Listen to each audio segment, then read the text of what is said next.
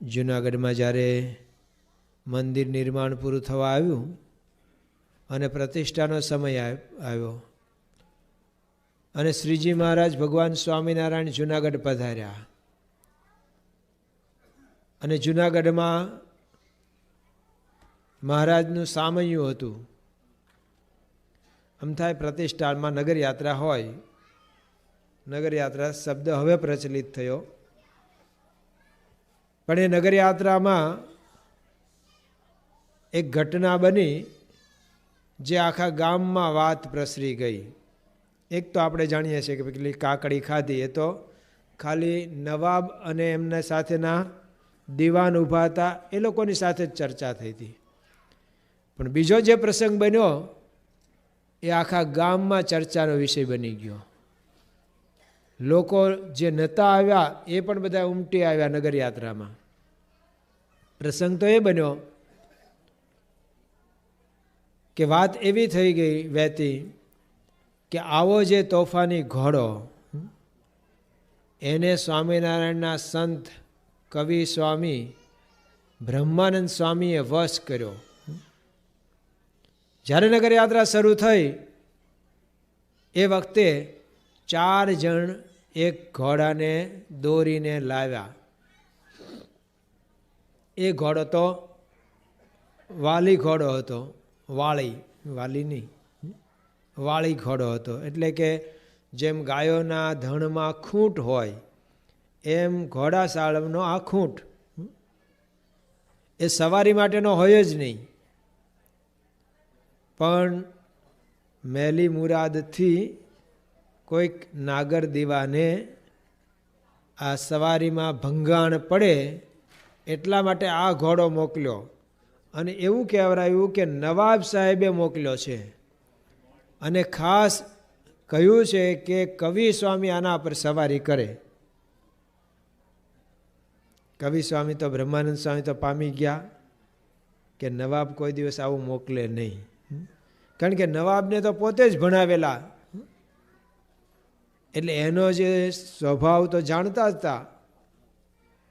બહાદુર ખાન હતા ને જે નવાબ તત્કાલીન, એ હિન્દુ જેવો વેશ રાખતા હતા, દાઢી નહોતા રાખતા મોટી. આજે પણ એમના જે ચિત્રો છે ત્યાં ભીત ચિત્રો, તો એ આ જ ઘોડા પર બેઠેલા એવા ભીત ચિત્રો પણ છે. પણ હિન્દુ જેવો વેશ રાખતા હતા, હિન્દુ મુસ્લિમ બધાને સરખા ગણતા હતા. તો એ આવું ના કરે. આ કોઈકની મેલી મુરાદ છે, ખરાબ કંઈક કરવું, સવારી વિખાઈ જાય, ભંગાણ પડે એટલા માટે આ ઘોડાને મોકલેલો છે. જે 4 જણા પકડતા હતા કેમ તો કે આ જ્યારે આમ ઝાડ થાય, ઊંચો થાય તો 4 જણા ટીંગાઈ જાય અને મોઢે, ત્યારે એ નીચો નમે. એવો પાછો જોરદાર હતો. અને લઈને આવ્યા અને કીધું કે આવી રીતનું નવાબ સાહેબે આ મોકલ્યો છે અને સવારીમાં કવિ સ્વામી આના પર બેસે એના માટે મોકલ્યો છે. કવિ સ્વામી પામી ગયા હતા એટલે એમણે કીધું કે વાંધો નહીં. એટલે નગરયાત્રામાં કવિ સ્વામીએ કીધું કે તમે સામે પેગડું પકડી રાખો, હું આ પેગડે પગ મૂકીને ચડી જાઉં. તો જે પકડી રાખવા હોય ને એને ટૂંકું નામ એનું ગલેરિયા કહેવાય. ગળે બાંધે એટલે ગલેરિયા, ગળે વળગી પડે એટલે કે ટીંગાઈ જાય. તો ગલેરિયાઓએ કીધું ઘોડા સાચવવાવાળાએ કે સ્વામીજી આ ઘોડો તો અતિ તોફાની છે અને આના પર કોઈ ગમે તેવો સવાર હોય 5 મિનિટમાં એને પછાડે. સવાર ન હોય તો પડી જ જાય. આપણને બેસતા ન આવડતું હોય, ઘોડે બેસતા, તો એ તો પડીએ, એનો તો અમને અનુભવ છે. એટલે નાના હોય ને વેકેશનમાં ઘરે ગયેલા અને 2 ઘોડા અને પાવા ગયો. પાવાનું હતું તો તળાવે જ તે પાવાનું હતું, પણ હું વાડીએ લઈને ગયો અને ઘરમાં ખબર પડી કે ઓલો છોકરો તોફાની જે ઘોડું છે એ લઈ ગયો છે. પાડે નહીં તો સારું, પણ ખરેખર તો ઘોડું મારી પહેલાં ઘેર પહોંચી ગયું. હું પછી એનો ઉપર બેસવાનો દળી હોય ને એ સામાન એ લઈને ચાલતા ચાલતા આવવું પડ્યું રસ્તામાંથી, કારણ કે આપણે પડી ગયા. ઘોડું એકદમ દોડ્યું, પછી એકદમ બ્રેક મારી એણે, એટલે આપણે આગળ, આપણી ઉપર થઈને ઘોડું જતું રહ્યું હતું. તો જે સવાર ન હોય તો પડે જ, પણ ગમે તેવો સારો સવાર હોય, બેસવાનું ખેલવાનું જાણતો હોય, તો આ ઘોડો તો 5 મિનિટમાં પછાડે અને ઉપરથી પાટુયું મારે. અને હમણાં આગળ જે બધા કાઠી દરબારો ઘોડીઓ ખેલવે છે, એને જોશે ને એટલે આ ભૂરાટો થશે, આ તોફાને ચડશે. એટલે અમે પકડી રાખીશું, તમારે બેસવું હોય તો બેસો.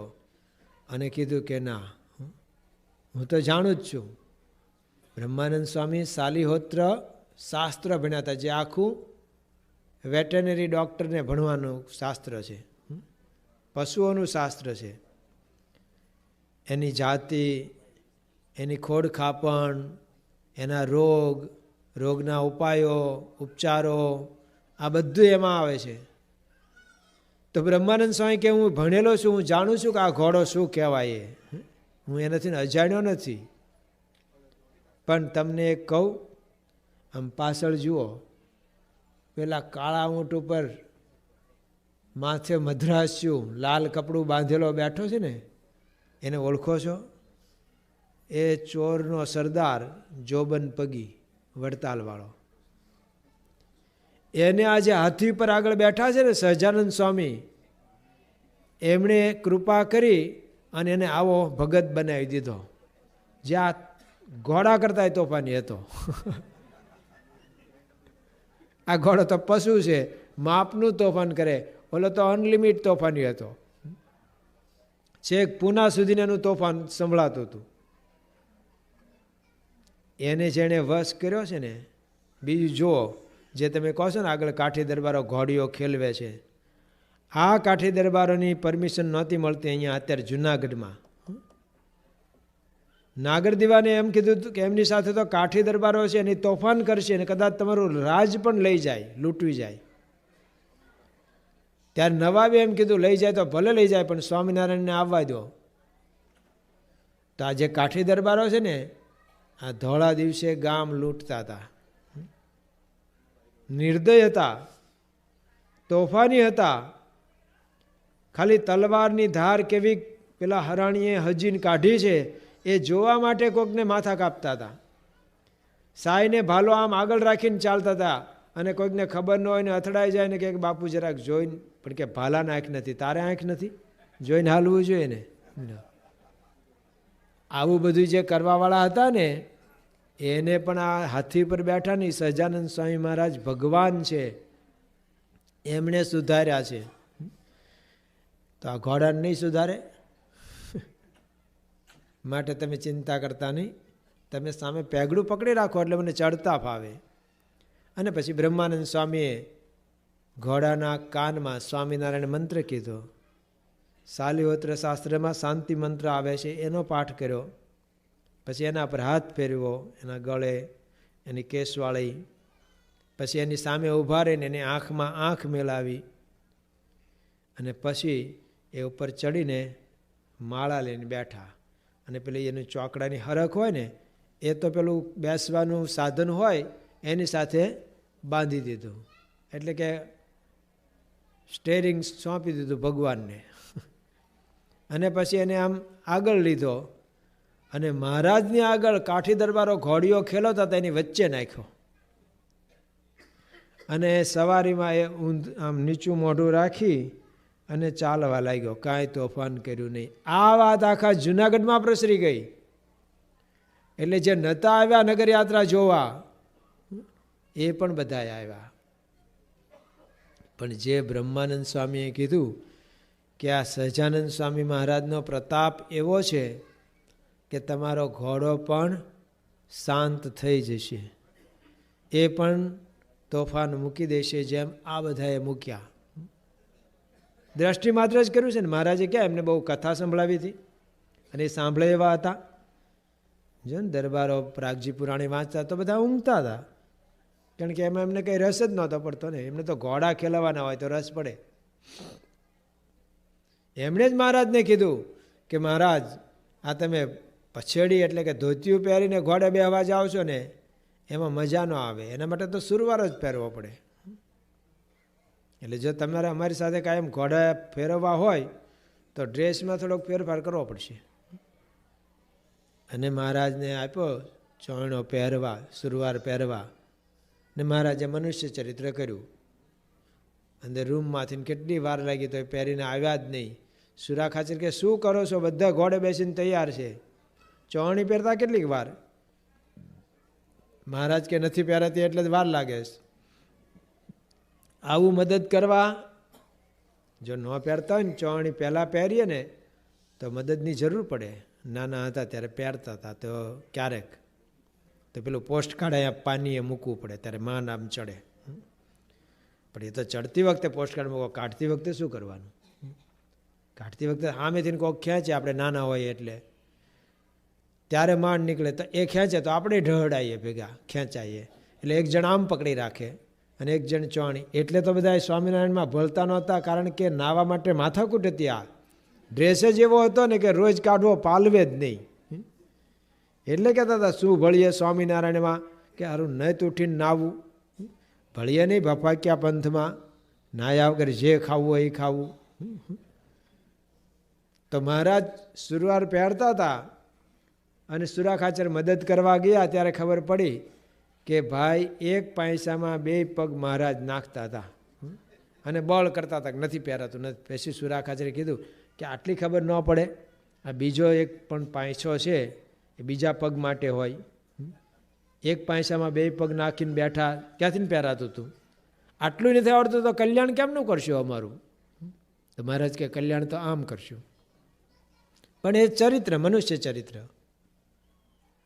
તો કાઠી દરબારોને ઝાઝી વાતો નથી કરી, એ તો કથામાં ઊંઘતા હતા.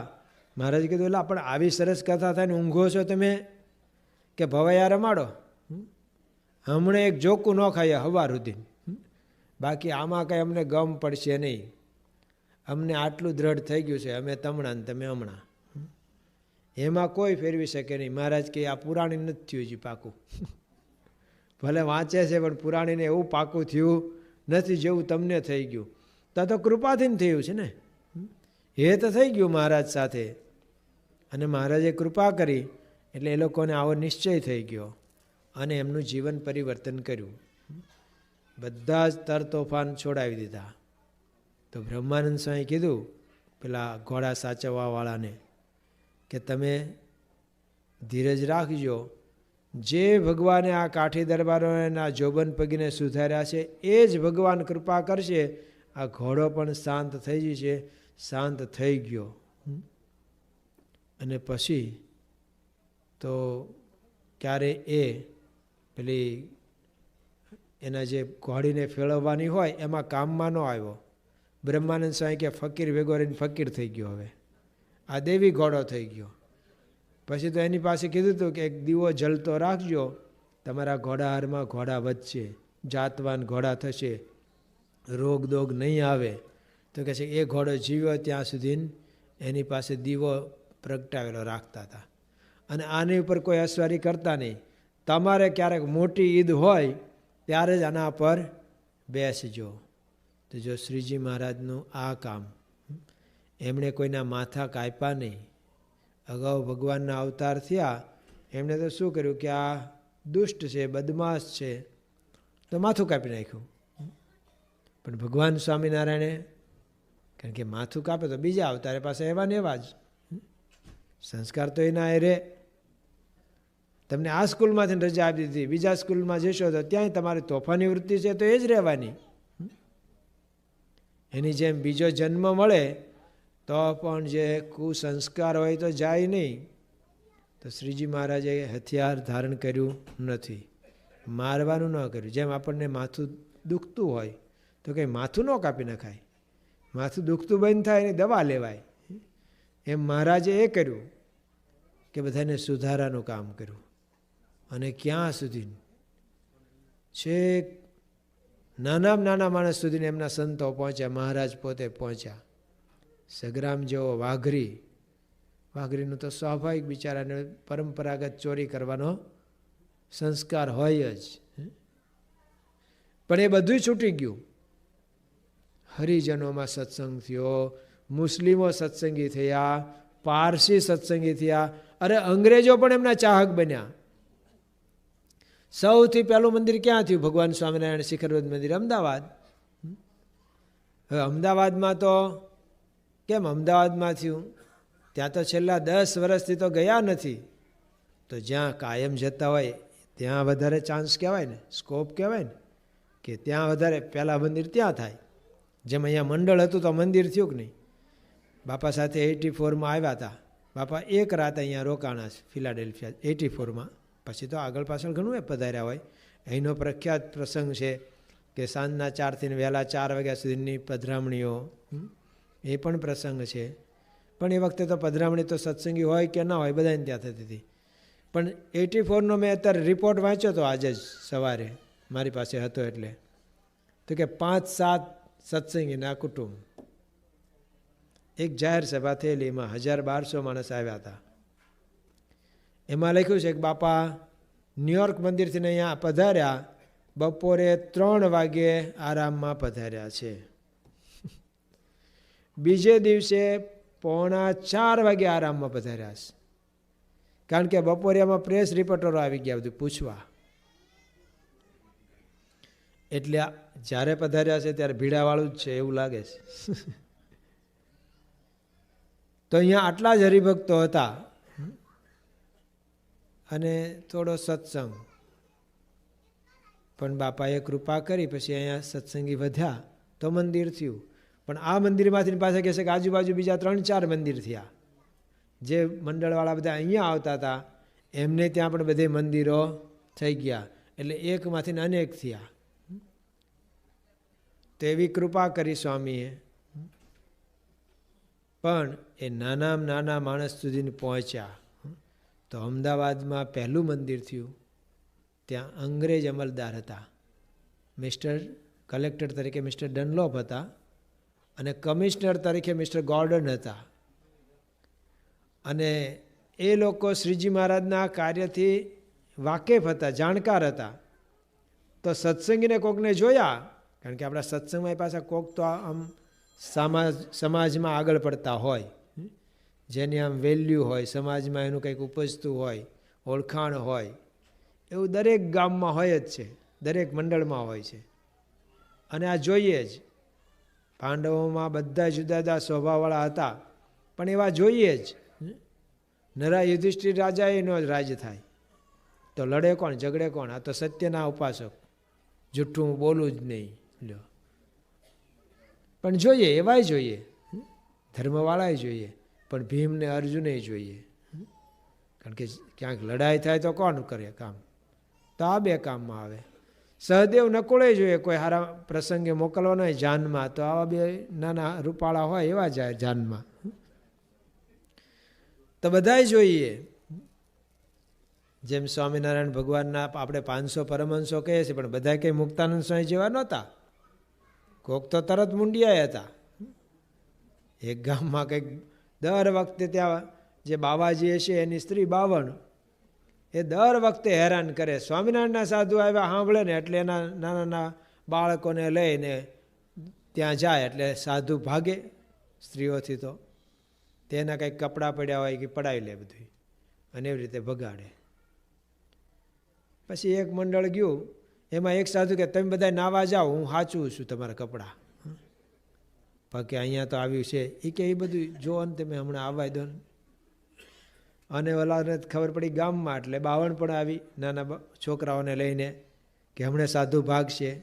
આ સાધુ હામાં હાલ્યા, હાથમાં મોટી લાકડું ખળાવાડમાં ઓલું મેખ ખોડે ને એ આમ હચમચાવીને કાઢી અને આમ ફેરવતા ફેરવતા વાગે ના ભલ્લા, વાગે ના ભલ્લા, સામે હાલ્યા. એટલે ભાગી 52 કે આ તો એકાદ છોકરાને કોકને વાગી જાય પૂરું કરી નાખશે.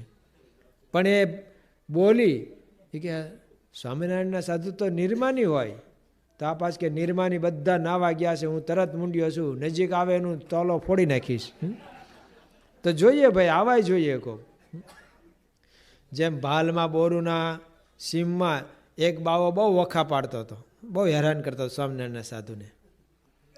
એમાં એક વખત સંતો આવતા હશે અને સાથે કેરીનો ટોપલો હતો, મહારાજ માટે ચરોતરમાંથી લાવતા હતા, અને એક ઝાડ નીચે બિચારા બેઠા હતા, ત્યાં બાવો આવી ગયો, આવીને ટોપલો એને લઈ લીધો હાથમાં. તો સંતોએ કીધું કે મહારાજ તમારે જોતી હોય તો 2 કેરી આપીએ, પણ આ તો સ્વામિનારાયણ ભગવાનને જમાડવા માટે લઈ જઈએ છીએ. ઓલો કે સ્વામિનારાયણ ક્યાંથી જમતો હતો, આ કેરી તો બધી હવે હું જ વાપરીશ. શું કરવું? મહારાજે ના પાડેલી. ગાલિદાનમ તાડનમ ચ કૃતમ કુમતે ભીર જનૈ સંતયોમેવ સર્વેશામ ચિંતનીયમ પર હિતમ છે તે ના પાડેલી કોઈને મારવાનું. પણ કોક પાછા મારા જેવા હતા સાધુ, એટલે એને કીધું ભલે મારવો નથી, એને આપણે મારવાની ના પાડીશ. પણ એને પકડ્યો, પકડીને ત્યાં એક મોટો બાવળિયો કે ખીજડો હશે, એની હારે એનો જ ફેંટો લઈને બાંધ્યો એને. અને ભાલમાંથી પસાર થવાનું હોય ને ત્યારે મોટા તુંબડા પાણીના ભરીને લેવાના હોય, કારણ કે પછી રસ્તામાં ક્યાંય ન મળે. તે થડમાં રેડ્યું, અને ખીજડો કે બાવળ હોય ને એના થડમાં મકોડાનું દર હોય ને હોય જ.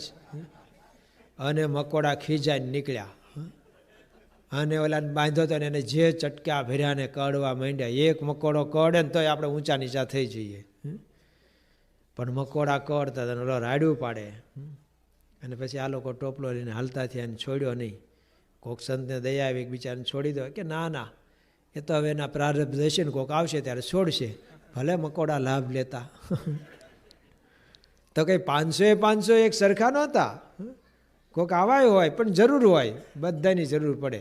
આ સત્સંગ, જો કોઈએ કીધું છે કે આત્મ હત્યા કરવી હોય ને, આપઘાત કરવો હોય ને, તો 1 ગોળી ઝેરની કાફી. પણ યુદ્ધ કરવું હોય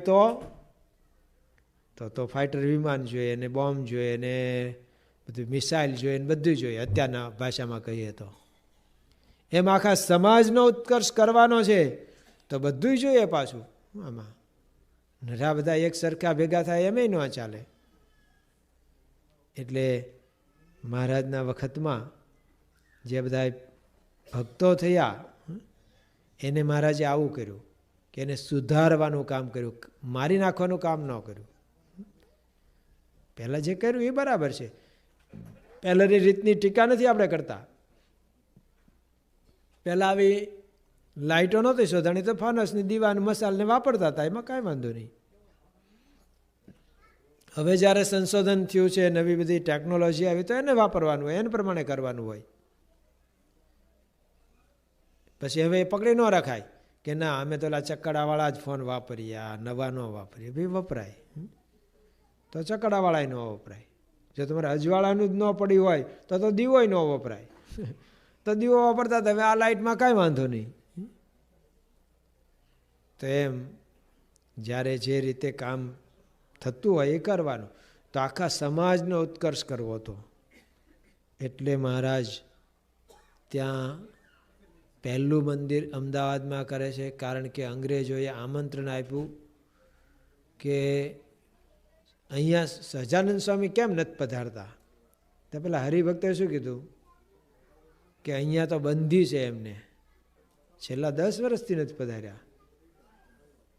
કેમ બંધી? કે અહીંના સુબાએ એવું કરેલું છે, ઓર્ડર કરેલો કે અહીંયા તમારે કોઈ દિવસ આવવાનું નહીં, એટલે છેલ્લા 10 વર્ષથી નથી આવ્યા. કે હવે ક્યાં સુબાનું રાજ્ય છે, હવે બોલાવો.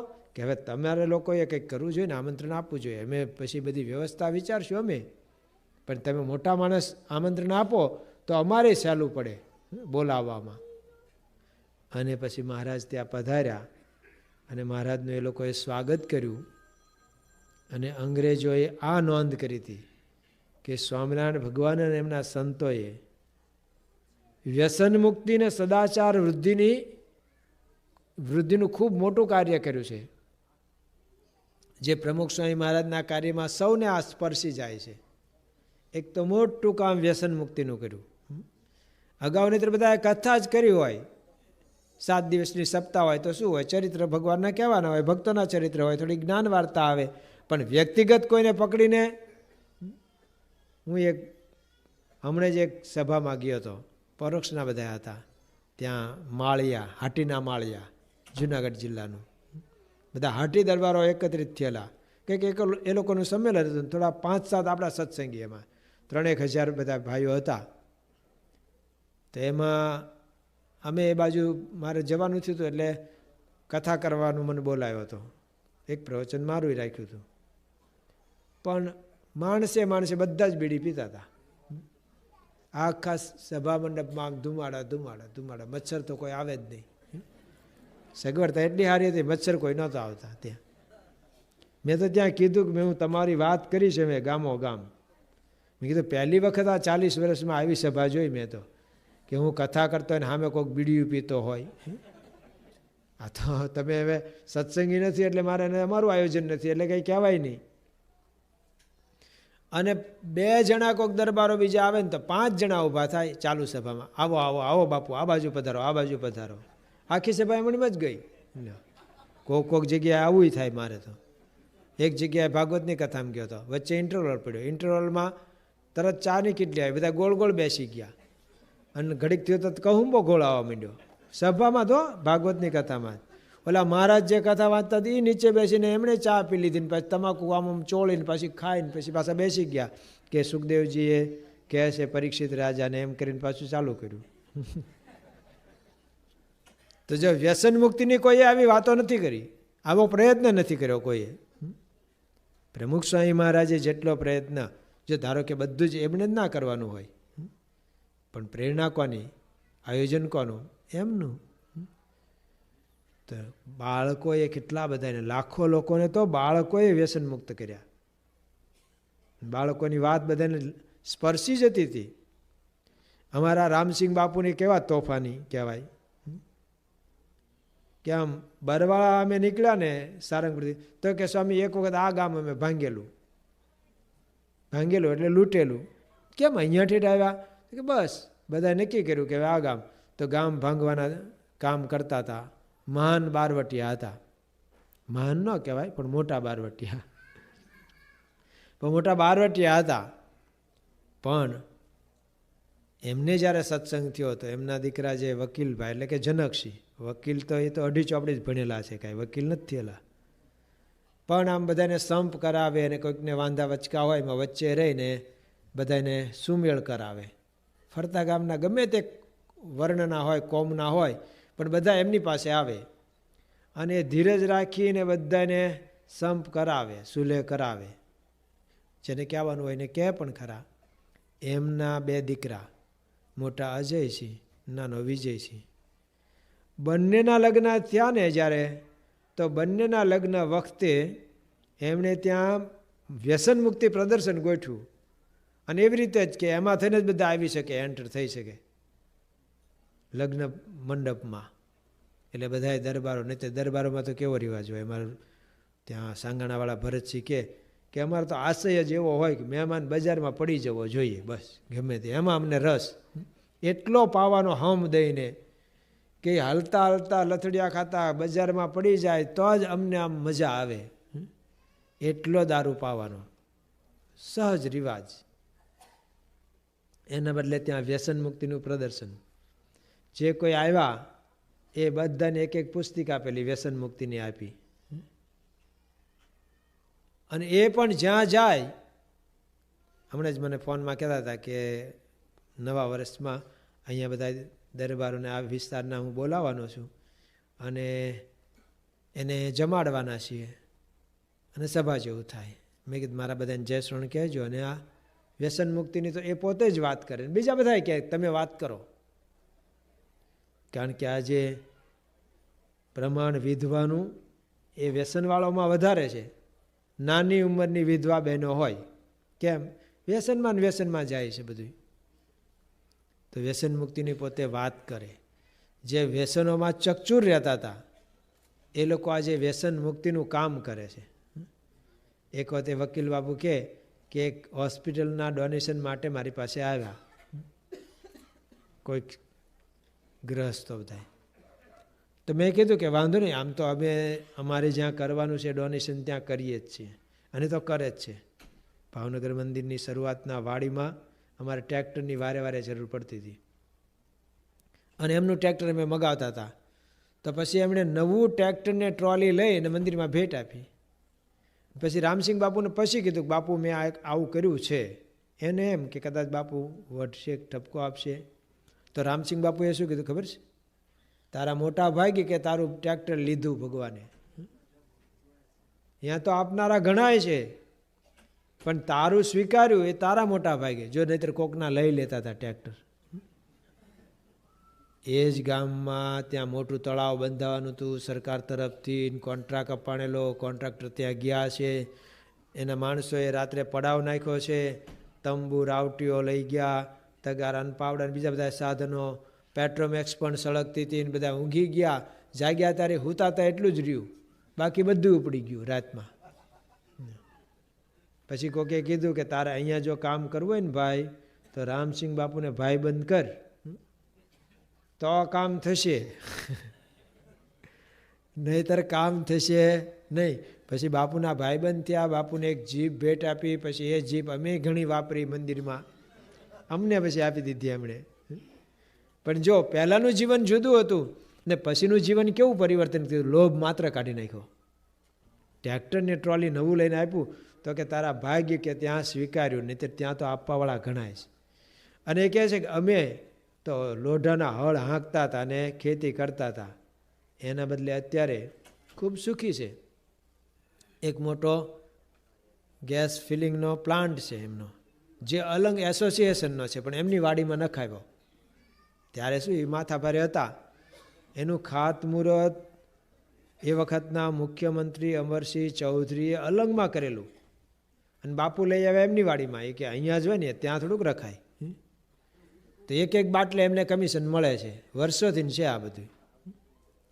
અને એ પછી ગેસ લાવવા માટે ટેન્કરો એમના, ટ્રકો ત્યાં સપ્લાય કરવામાં એનું ભાડું મળે.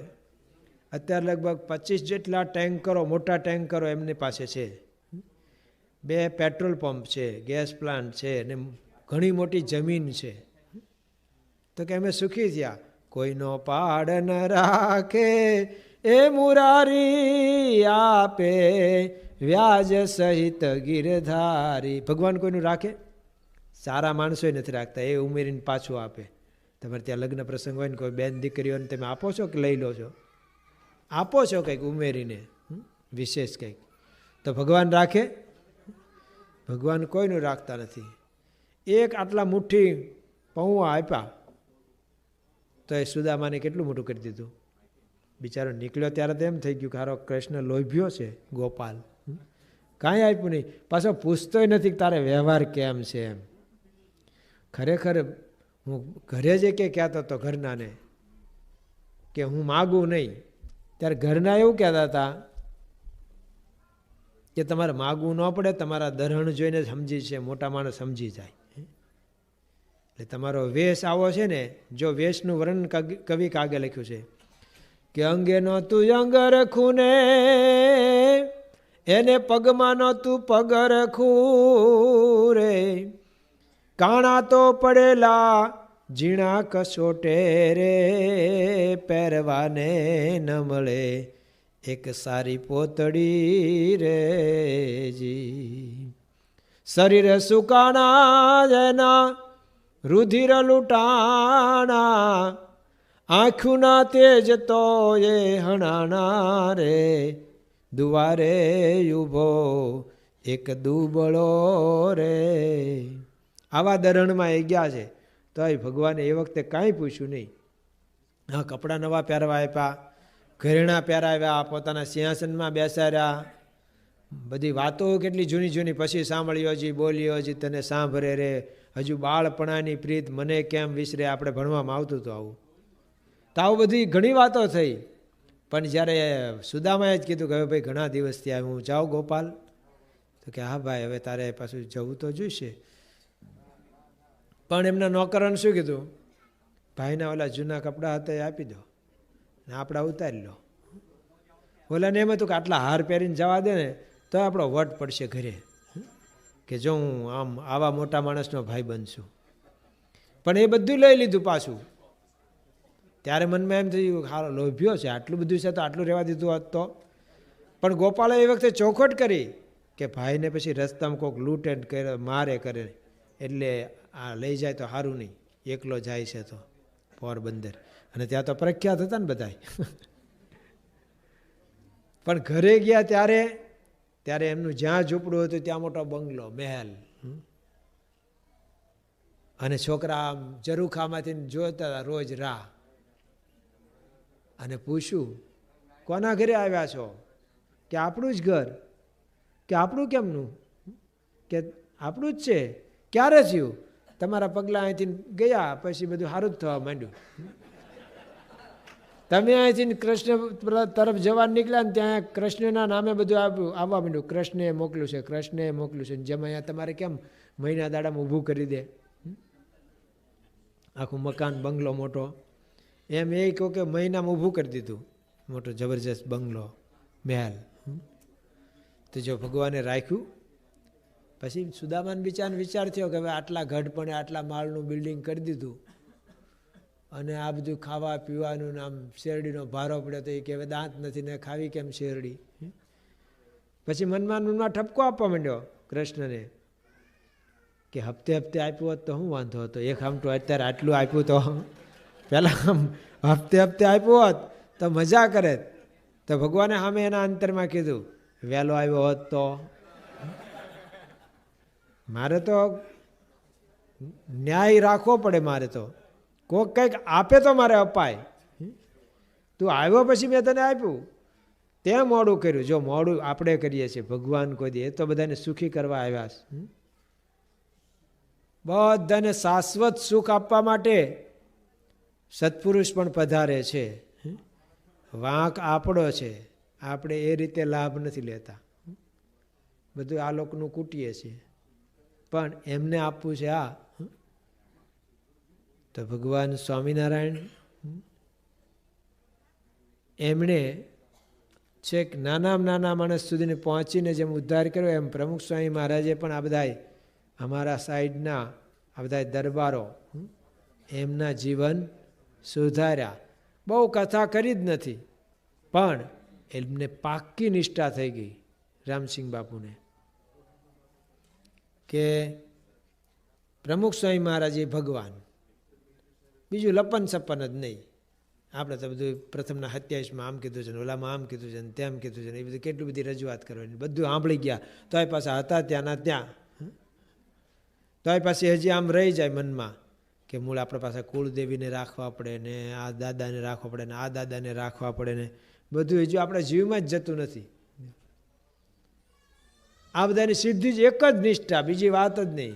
પ્રગટ કે ગુણ ગાવે રે હમ, પ્રગટ કે ગુણ ગાવે. સીધા પ્રગટમાં જોડાઈ ગયા. આ વખતનું પ્રકાશ હજી તમારે આવ્યું, આવતું જતું હોય છે. આવ્યું હોય તો હજી બધું વંચાણું ન હોય, પણ કોઈક કોઈકના પરોક્ષના બધા મોટા માણસોના અભિપ્રાયો વાંચજો. એમાં કોઈએ લખ્યું છે કે અત્યારે ભલે બધા એમને સંત સંત કહે છે, પણ થોડા સમય પછી એમના કાર્યની બધાને જાણ થશે, એમના વિશેના પુસ્તકો છપાઈને જ્યારે સમાજમાં હાથમાં આવશે ત્યારે બધા એવું સ્વીકારશે કે જેમ ભગવાન રામ થઈ ગયા, જેમ ભગવાન કૃષ્ણ થઈ ગયા, એમ આ પણ એક ભગવાન જ હતા. આવું તો કોઈક બહારના માણસે, મોટા માણસે લખ્યું છે. અને ખરેખર એ તો પ્રગટ હોય ત્યારે રામ ભગવાનને કોણ ભગવાન જાણતા? કેટલા જણા જાણતા હતા? ગણ્યા ગાંઠા સબરી, હનુમાન ને વિભીષણ જેવા, લક્ષ્મણ નહીં. બીજા જો જાણતા હોય તો જવા દે અયોધ્યામાંથી વનમાં. અરે એવું જો જાણતા હોત તો સીતાજીને ફરી પાછા વનમાં મૂકવાનો વારો આવે? બધાય નહોતા જાણતા, સ્વીકારતા નહોતા. એ તો કાર્ય બધું જોયું કે રાવણને માર્યો ને આમ કર્યું ને ધનુષ તોડ્યું ને આવા બધા પ્રસંગો ઉપરથી પછી સમજાણું કે આ કોઈ સામાન્ય ન હોય. શ્રી કૃષ્ણ ભગવાને આમ કાળીનાથને વશ કર્યો, કાળીનાગને. પછી એમ કે ગોવર્ધન પર્વત ઊંચકો, તો એના પરથી બધાના કાર્ય ઉપરથી સમજાણું કે ભગવાન છે ને એ તો કેટલા વર્ષ પછી એમના મંદિરો થયા, પછી મૂર્તિઓ પધરાવવાની છે. એ તો આચાર્ય બધા વલ્ભાચાર્ય આદિક થયા ને એમણે મહિમા પ્રવર્તાવ્યો. પહેલાં તો એમની હયાતીમાં તો કોઈ એવું માનવા તૈયાર નહોતા, એમના કુટુંબી તો માનવા જ તૈયાર નહોતા. એ તો બધા કે એમ જ સમજતા હતા કે આપણો રાજા છે ને એ નટખટ છે અને બહુ બાહોશ છે, રાજનીતિ પૂરેપૂરી જાણે છે. એટલે જો ને જ્યાં મહાભારતના યુદ્ધમાં અસ્વસ્થતામાં મર્યો એમ યુધિષ્ઠિર કે હું ખોટું ન બોલું, તો ભીમે કીધું કે હું બોલું. તો કૃષ્ણ ભગવાન કે તારું મારું તો કોઈ માન્ય જ નહીં, આપણને બેને તો હાવ ખોટા જ જાણે છે, જુઠ્ઠા, ખોટું બોલીએ છીએ એવું જ. એટલે હું તું ગમે તમે રાડ્યું પાડશું ને તો એ દ્રોણ ગુરુને નહીં મનાય. મોટા ભાઈ બોલે તો જ. અને મોટા ભાઈ કે હું ખોટું બોલું નહીં. ભીમ કે મેં માર્યો છે હાથી, મેં અશ્વત્થામા નામનો હાથી માર્યો છે, તમારે બોલો ને. તો કે હું કહીશ પછી કે હાથી કે માણસ મને ખબર નથી. તો બોલીને શું કરવાનું હતું? કૃષ્ણ ભગવાને આમ કીધું બોલવા દે ને મોટાને જે બોલે તો. પણ આવું બોલશે તો કાનમાં વાત કરી આમ કરવાનું. અને ઓલા અશ્વત્થામા હતા બોલ્યા ત્યાં 2 શંખ તૈયાર રાખ્યા હતા. એવા મોટા શંખ વગાડ્યા ને તે પાછલું સાંભળવા જ ન દીધું. તો 2 ખરેખર એવા જ હતા એમ. ત્યાં કેમ રમત રમીને બધું જ રમતા હતા. શ્રીરામ રામચંદ્ર ભગવાન જેવું નહોતું કે રઘુકુલ રીત સદા ચલી આવી, પ્રાણ જાયરું વચન. આ તો ઘડીકમાં ફેરવી નાખે બધા વચન. આપણે ક્યાં બોલ્યા હતા એવું કરી નાખે. એ કરે તો ખરા, બીજાને શીખવાડે કે આવું કરાય. યુધિષ્ઠિરને મોકલ્યા. દાદાને ભીષ્મ પિતાએ આજ પ્રતિજ્ઞા કરી પૂછ્યા ને કેમ મરે. એટલે એમ કહેવાય દાદા કેમ મરે. અત્યારે કદાચ કોઈ એવું રાહ જોતા હોય દાદા મરે એમ, પણ એ જમાનામાં પણ તોય આવું તો આવા કાવા દવા બીજું ત્રીજું બધું કરતા હતા. તો ભગવાન શ્રી કૃષ્ણ અને ભગવાન રામ કે ભગવાન સ્વામિનારાયણ તો એમના કાર્ય ઉપરથી બધાને પછી મનાણું કે આ કોઈ સામાન્ય માણસનું, આ અંગ્રેજોને કેમ પ્રતીતિ આવી એમના કાર્યને જોઈને કે આવું કાર્ય કરનાર. એટલે એમણે ઓફર આપી કે પહેલું અહીંયા અમે જમીન આપીએ અને તમે મંદિર બનાવો. જો એ લોકો ગાળેલું પાણી પીતા હતા એવું આપણે ન કહી શકીએ. એ ઉકાળેલું પાણી પીતા હતા, બરાબર ને. જે દેશમાં દેશી કહેવાય છે ને અહીંયા ઇંગ્લિશ. તો દારૂ પીતા હતા એ લોકો, માંસ ખાતા હતા, પણ તોય એ લોકો ભગવાનને ઓળખી ગયા. અભણ કેવું યાદ રાખે એ જી ભણેલ ભૂલી જાય. શ્રી સ્વામિનારાયણ ભગવાનની જય, અક્ષર પુરુષોત્તમ મહારાજની જય, પ્રમુખ સ્વામી મહારાજની જય. ના પણ આ તો પછી આમ કરતા હોય ને પછી હું ચાલુ રાખવું એ સારું નહીં. પછી હું પૂરું કરું છું. પણ એ લોકોએ ઓફર આપી અને જમીન આપીને પહેલું મંદિર ત્યાં થયું. ભગવાનને ઓળખ્યા, પણ ભગવાનના કાર્યનો એમણે સમીક્ષા કરી કે આવું કાર્ય ભગવાન સિવાય ન કરી શકે. તો એમ પ્રમુખ સ્વામી મહારાજ એમના કાર્ય ઉપરથી અત્યારે તમે પ્રકાશ વાંચજો. અને હજુ તો કેટલીક સામગ્રી પડી છે. મોટો આમ ઓરડો ભરાય ને એટલી સામગ્રી આવી છે. બધાનું ક્યાંથી છાપી શકાય. પણ સ્વામી બાપાનું કાર્ય તો જતા દિવસે સૌને પ્રતીતિ આવશે. અત્યારે તો મોટા મોટા માનધાતાએ લખ્યું કે શંકરાચાર્યજી પછી કોઈને હું આટલો યશ આપી શકું નહીં. એ પછીના એક જ છે પ્રમુખ સ્વામી મહારાજ. તો કોઈએ કીધું કે ગાંધીજી પછી કોઈને પણ આટલું માન મળ્યું હોય એમના અંતર્ધ્યાન વખતે તો એ છે પ્રમુખ સ્વામી મહારાજ. એ સિવાય કોઈને આવું માન મળ્યું નથી. દુનિયાભરના મોટા મોટા માનધાતાઓએ કેવા બધાએ લાગણી દર્શાવી. મોટા અહીંના રાષ્ટ્રપ્રમુખ હોય એમણે પણ લાગણી દર્શાવી. એમણે પણ રાષ્ટ્રધ્વજ અર્પણ કર્યો બાપાના અંતિમ વિધિ વખતે. તો આવું અંદર પ્રકાશમાં વાંચતા આપણને એક તો અહોભાવ થાય છે અને બીજું હૈયું પણ ભરાઈ આવે છે. બધા પ્રસંગો વાંચીએ છીએ બાપાના ત્યારે એ પણ થાય છે. એટલે ખાસ સમય લઈ અને પ્રકાશ વાંચજો, જેથી કરીને આપણને વિશેષ બાપાની સ્મૃતિ થાય, વિશેષ મહિમા સમજાય. કે મોટા મોટા માનધાતા બધા કે હું મળેલો છું, હું મળેલો, મારા જીવનમાં એમનું યોગદાન છે.